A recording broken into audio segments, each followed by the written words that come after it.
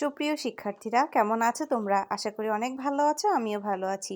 বায়নাটেক official পেজে নতুন একটা ভিডিও নিয়ে হাজির হয়ে গেলাম। চ্যানেলটি সাবস্ক্রাইব না করে থাকলে অবশ্যই সাবস্ক্রাইব করে আমার পাশে থাকবে।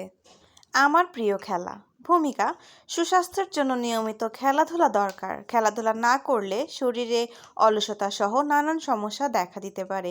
তাই বিশ্বের অনেক দেশে ভিন্ন ভিন্ন ধরনের খেলার প্রচলন রয়েছে। ফুটবল একটি উত্তেজনাপূর্ণ খেলা। এই খেলার সূচনা হয় চীনে। বর্তমানে সারা বিশ্বে এই খেলাটি তুমুল জনপ্রিয়। আমারও ফুটবল খেলা খুব ভালো লাগে, মানে আমারও প্রিয় খেলা ফুটবল। ফুটবল মাঠের বর্ণনা সাধারণত একটি সমতল মাঠে ফুটবল খেলা হয়। মাঠের চারিদিক সীমারেখা দ্বারা চিহ্নিত করা হয়। এ খেলার জন্য আদর্শ মাঠ হচ্ছে দৈর্ঘ্য 120 গজ ও প্রস্থে 180 গজ। লম্বালম্বি দুই বিপরীত প্রান্তে দুটি গোলপোস্ট থাকে।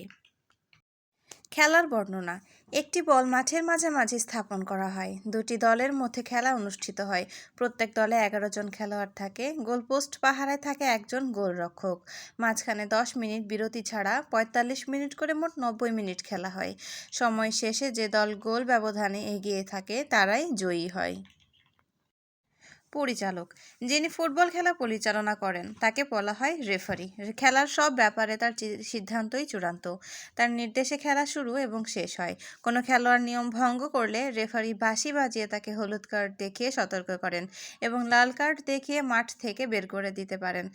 মাঠের দুই পাশে দুইজন লাইন্সম্যান তার কাজে সাহায্য করেন। ফুটবল খেলা আমার প্রিয় হওয়ার কারণ ফুটবল খুবই উত্তেজনাপূর্ণ খেলা এবং এই খেলার সময়কালও তুলনামূলকভাবে কম। তাই ফুটবল আমার প্রিয় খেলা। তাছাড়া ফুটবলের মাধ্যমে শরীর গঠনের পাশাপাশি পারস্পরিক সৌন্দর্য ও সম্প্রীতিও বৃদ্ধি পায়। ফলে সমাজে সাম্য প্রতিষ্ঠা পায়। তাই আমার প্রিয় খেলা ফুটবল।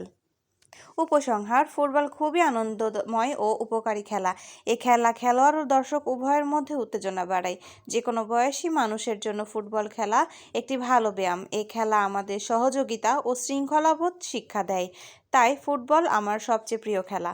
যদি ভালো লেগে থাকে এই ভিডিও অবশ্যই লাইক, কমেন্ট ও সাবস্ক্রাইব করে আমার পাশে থাকবেন এবং আপনাদের কী প্রয়োজন তা অবশ্যই জানাতে ভুলে যাবেন না।